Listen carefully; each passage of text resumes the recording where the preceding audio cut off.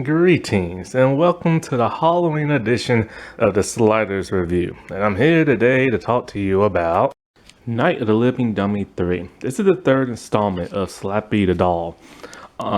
This came out before Bride of the Night of the Living Dummy. And this Slappy is completely different from the other versions of Slappy. I remember when I watched this, I'm just like, why does he look so different and strange? I'm like, oh, okay, now I get it. See, this Slappy is more lively. He moves around a whole lot more and more humanistic. The reason for that is because there's two different versions. There's the regular ventriloquist dummy one, which body has been, they changed the body size to make it a little bit larger. And so that was the first thing I've noticed that was just strange and different. But then the second one looked even more strange and different. Why? Because there was an actual person in there. Nick, and I cannot pronounce her last name. I'll link it below. She's a really cool actress. She was in the Goosebumps movie, the Mummy episode. She also starred in some other stuff. I don't know what happened to her. I know she did voice acting. She sung. I hope she's not retired because she was pretty cool and everything. And so they had her play Slappy, and the head looked different because it was a mask. And so there's two different head versions. One's on the regular dummy one, that's the regular Slappy head, and then the other one, of course, is the mask. And the mask, the shape was just different and weird. The hair was different on the mask.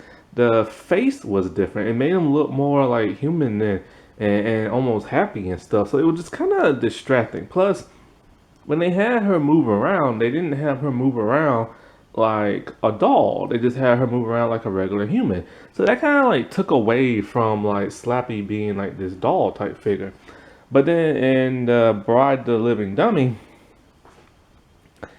they went back to the tradition of just having like a puppet and stuff.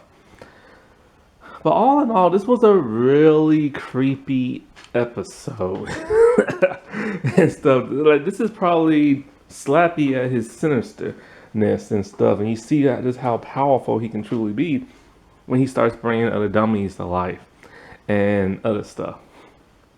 And like, just like, ooh, it was just creepy. Like on my kids level type creepy. So it starts with two kids. Daniel and Trina, I think her name is. So Trina, she's like laying in bed, she's asleep, and then something wakes her up. And we see this person walking with kind of like a box in the night. We don't know who this person is, but they're going up in the attic. This spooks her. So she starts like going up in the attic to find out who it could be. And so like, what was it? Did the boy wake up too, I think? I don't know, I can't remember. Anyway. So maybe her brother woke up too. And so they're there in the attic, and like there's a ventriloquist dummy in like a chair. And it's like Rocco. He's like their family ventriloquist dummy. And he's moving and he's talking like all by himself. It freaks them out, but then they realize, oh, it's just their dad playing a trick on them.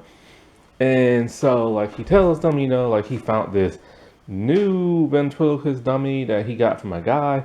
He don't say who the guy is, and it's Slappy. And of course, inside of the little trunk is like his card. So the trunk is the same one, I think, maybe from the second episode. I know, and I believe, yeah, I think it is, but it's a lot bigger. And so, of course, Trina, what she does, she reads the card and everything. Now, they live in a giant, like, farmhouse type place. A huge farm-like house. It's almost like a barn house, almost. And so, when she reads the card, as the wind starts blowing and electricity's going around outside because it's like a storm, like lightning. But here's the thing. Slappy's appearance is different. His face is cracked from the last episode. And when she reads the spell, the crack pops off the face. So the dad's gonna like fix it in the morning. However, he doesn't have to fix it because it's like a green energy line that fixes it for her because his soul is going back into the doll. because he's about to be awoken. So the dad, for some bizarre reason, he doesn't question how the face got fixed in the morning, but you know. So he informs them that their cousin Zane is coming to visit. They don't like Zane because he's scared of his own shadow, and they recall a story of how they pranked him last year, which was funny. So when he was asleep in bed, they picked him up, put him outside, and he was awoken by a cow. He takes off hollering and screaming. Now, Zane is played by Hayden Christensen, and you know him best as Anakin Skywalker, aka Darth Vader from the prequel series of Star Wars. So this is like my first time ever seeing this dude. So yeah, next morning Zane comes over. He's still scared of his own shadow. The kids are not happy to see him, so it's a little awkward. He has a book with him talking about how to conquer your fears, and he tells them how like he took up a new hobby of taking pictures. So he takes the pictures and like stuff like that. Well, as he's asleep at night, all of a sudden Slappy is in his bed. He wakes up to fright. He's screaming and hollering. He has the pillow, and I think he's hitting like Slappy. And it's one of those old-fashioned pillows with like feathers in it, so feathers are going everywhere. And so the parents all they blame their kids because they think they're trying to prank him again. And so like they're all like it's not us, you know, we don't know who it could be. But the parents are not buying it. So they're not happy at all. And so like as a result, they get like grounded and have to do like, you know, chores around the house. Well, the next day, something else happens. As they're like talking and whatnot, they go in like the diner and somebody has trashed like the dinner. Like I mean completely trashed the dinner table. Dinner's there where things are in the wrong part. There's corn on the cob where the candlestick should be at. And so the parents are furious at this point, and the kids are really grounded. So grounded they can't go to summer camp and stuff. So like at some point in time, the dad had Slappy in his hands, and Slappy kicked Zane. And Zane's all like, he kicked me, he kicked me. He's all like, I hate this house and blah, blah, blah. And like, he hates this family because they're always so mean to him. And so the dad didn't make Slappy kick him, but Zane just like freaking out, whatever. So the next night, both the kids are gonna stay in the attic where the dummies are at. And because there's tons of ventriloquist dummies, like the dad has tons of them. And they're gonna stay there all night to see who's doing what.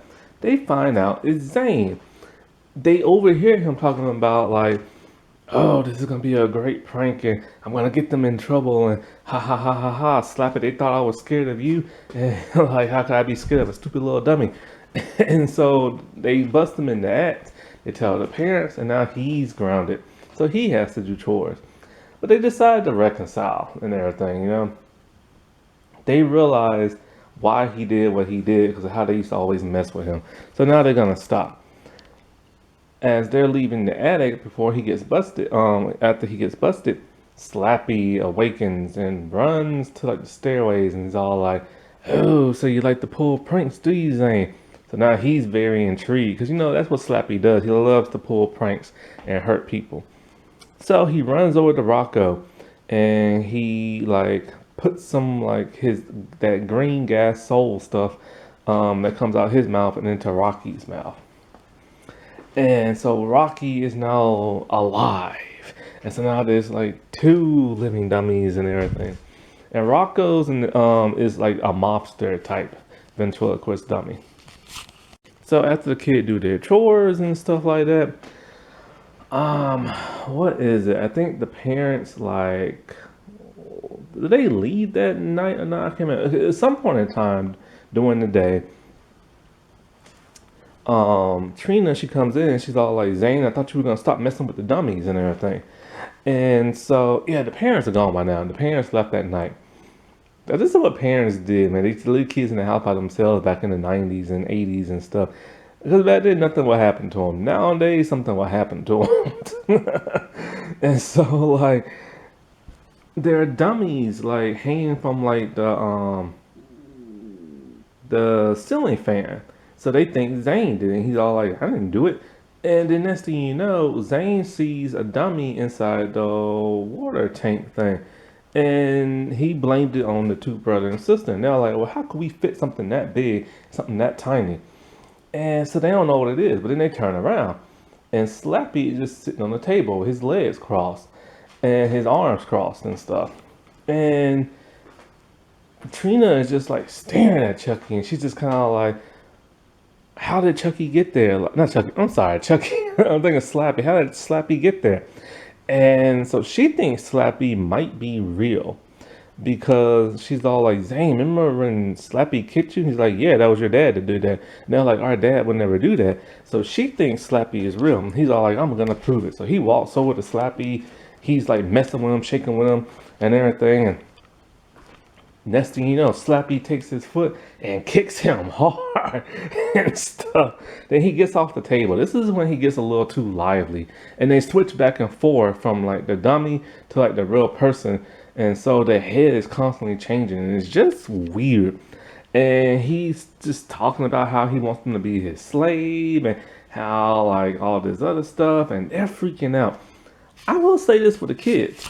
Unlike other kids in the Night of the Living Dummy, these kids take action. The two brother and sister, they tackle Slappy. And they got him pinned to the ground, like shoving him and hitting him and everything like that. Then the boy ties his legs up and the girl puts like something and gags his mouth. Other kids normally get scared and start running, but these kids took action. So they tell Zane to get like a sheet or something like that, which he's really scared to do, but he does it anyway. They wrap him up, they put him back inside the trunk. Oh, my bad. And so then they take him outside and they dump him down a well. And so now, after that, they're all like, well, I guess, the fright is over, so let's go to sleep. So, like, then they go to sleep. But then it happens. Trina is then woken up. She don't know what it is. She walks over and then she goes to like Zane's room. And all of a sudden she can't get in. And no, she does go into like Zane's room.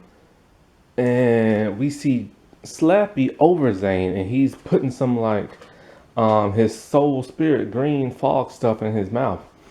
It's really freaky. And then so she's screaming and hollering, and next thing you know, like something happens. I forget what, but then the brother shows up with a baseball bat. And then they go back and everybody's gone.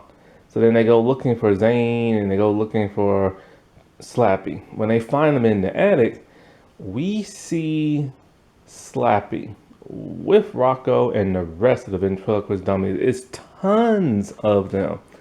But they're not alive yet. He hasn't woken them up. And then they're all like, where's Zane? And Slappy reveals the new Zane, new and approved, a ventriloquist dummy. He did his magic voodoo spell on that boy and turned him into a ventriloquist dummy. It is creepy. It is eerie. The look on Zane's dummy face tells the tale, man. You know what I'm saying? It tells you just how freaked out he is inside. And so they're just like all worried and so they're all like, we have to like fix this. And so they go back and they look for, they go back to the well and then they're trying to like, fish it out, which they managed somehow to tie a hook to the trunk and like pull it from the well. Just roll with it. I mean, it would took a long time for them to do that, but hey, whatever. So then they go, because they're looking for the little card thing, because she feels that maybe if they say the spell backwards, it will reverse everything. So they get the trunk, it's not in there. They know it must be still in Slappy's little coat pocket. So they run back to the house, and then they looking for Slappy. And this is the part that's kind of weird. It's just Rocco, it's Slappy, it's the rest of the dolls, and it's Zane. And Slappy is just in a chair, just sitting there. And they're all like, maybe he's asleep with Rocco and stuff. And they all like, do ventriloquist dummy even sleep? So then the boy walks up to Slappy very slow.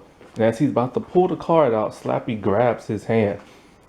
And so it's kind of like, it's just weird that it went from them thinking that all of a sudden he's asleep. But hey, whatever, you know. And so they grab the card and she recites it backwards. And Slappy's like, no, but he doesn't try to stop her. He just keeps waving his hands in the air. And as she gets through saying the spell in reverse, he falls to the ground, Rocco falls to the ground. But Zane is still a ventriloquist dummy. Why? Because that did not break the spell. So now here comes Slappy. He's ready to dish out some punishment. But then the girl, Trina, she's trying to like convince Rocco that what he's doing is wrong, and how they're like their dad's favorite, how he takes them all to like the festival shows, and how he fixed them up. So Rocco has a change of heart, and him and Slappy go at it. Now I will say this fight scene between the two dummies were a lot better than Bride of the Night of the Living Dummy, because they were just two people in costume dishing it out. And so like, but then it was funny because at one point Slappy, like, he had grabbed on to Daniel and finna put some like spell fall soul stuff in his mouth, but then Trina like kicked him. But anyway, Rocco beats up Slappy. He picks him up and he tosses him out the window. Now this is the part that got me kind of concerned. I thought it was a real person in this suit. I hope they didn't have the little girl in the suit at this part, because they had her literally dangling from the roof. And you see the feet kicking and stuff. So so Slappy is dangling from the roof. And then all of a sudden, because there's a storm coming, lightning hits. Okay, you know how like barn houses have like that compass thing? It normally has like a rooster on top of it. Well, this one has like a whale, and it's made of metal. It hits that. Lightning is surging all through the roof, and it's going to near where Slappy's at, and it hits Slappy. All of a sudden, boom! Slappy like explodes into like a million pieces. As soon as that happened, the spell is now finally broken. Zane is back to normal, and Rocco's back to being a dummy. So Trina, she puts like Rocco back in his spot. And the next morning, Zane's dad picks him up.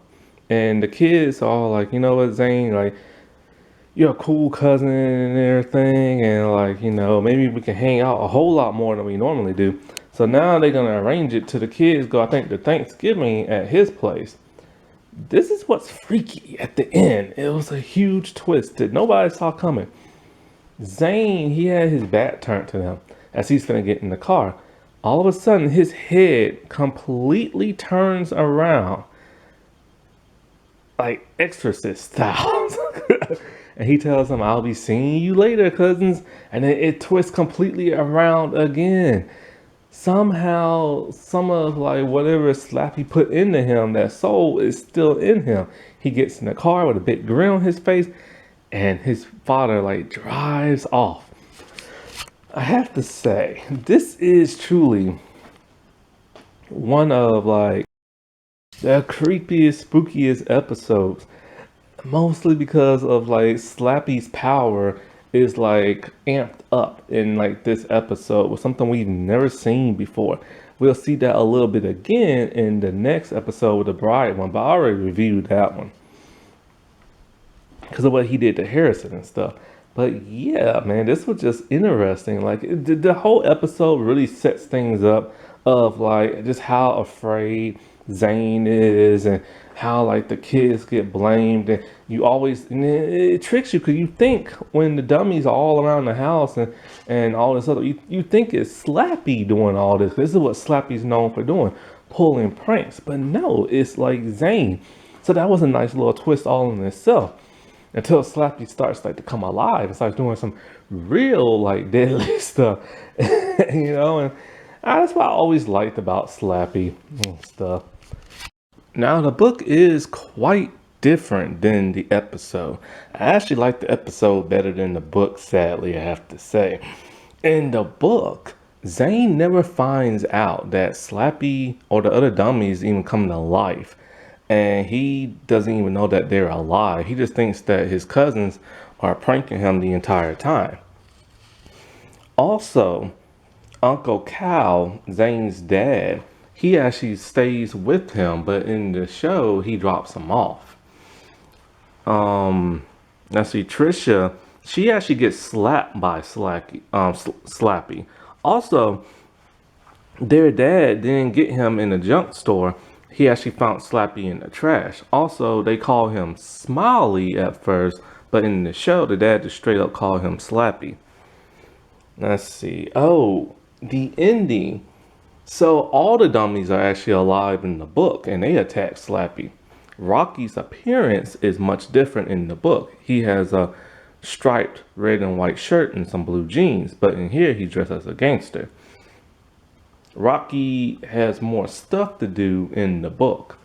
Also, the ending is a little bit different because Zane doesn't turn evil and his head turn around. Instead, he gets Slappy as a gift, and Slappy is still alive and hasn't been killed. Also, Slappy has no powers in the book. So, yeah, it's very, very, very much different in the book. That wasn't that spooky. Alright, well, I shall talk to y'all later. Bye.